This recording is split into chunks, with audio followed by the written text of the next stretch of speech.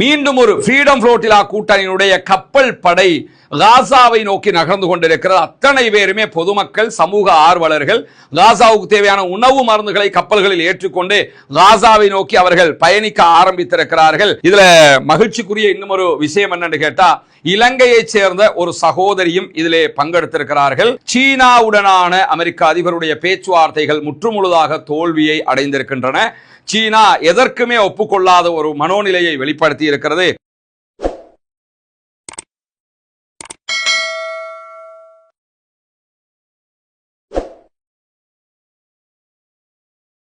அன்பிற்கினிய சகோதர சகோதரிகளே, நம் அனைவர் மீதும் ஏக இறைவனுடைய அமைதியும் கருணையும் உண்டாகட்டுமாக என்கிற உயரிய பிரார்த்தனைகளோடு தொடர்ச்சியாக இஸ்ரேலிய ஆக்கிரமிப்பு இராணுவமும் அமெரிக்காவும் இணைந்து உலகம் முழுவதும் நிறைய பிரச்சனைகளை ஒவ்வொரு சந்தர்ப்பத்திலையும் உண்டாக்கி வர்றது நமக்கெல்லாம் தெரியும். அந்த அடிப்படையில் காசாவில் ஆரம்பித்தவர்கள் ஈரான் வரைக்கும் தாக்குதல்களை நடத்தி இருக்கிறார்கள்.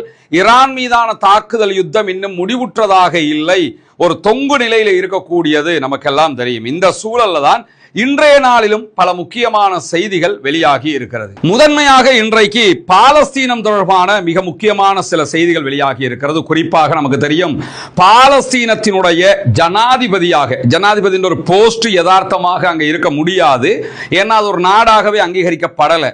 ஆனாலும் அங்க இருக்கக்கூடிய PLO ஃபத்தாஹ் அமைப்பு சார்பாக அதனுடைய தலைவர் மஹ்மூத் அப்பாஸ் தான் பாலஸ்தீனத்தின் தலைவராக ஜனாதிபதியாக அறியப்படுறாரு. அவருக்கு இருக்கக்கூடிய பலம் என்ன, அதிகாரம் என்ன அப்படின்னு சொல்லி பார்த்தீங்கன்னா, ஒரு கொழும்பு மாநகர சபைக்கு இருக்கக்கூடிய அதிகாரம் கூட அவருக்கு கிடையாது. சென்னை மாநகராட்சிக்கு இருக்கக்கூடிய அதிகாரம் கூட கிடையாது. கொழும்பு மாநகர சபைக்கே இருக்கக்கூடிய அதிகாரத்தை எடுத்துக்கிட்டீங்கன்னா ஃபோர்ஸஸை மட்டும்தான் அவங்க பயன்படுத்த முடியாது. கொழும்பு மாநகர சபைக்கு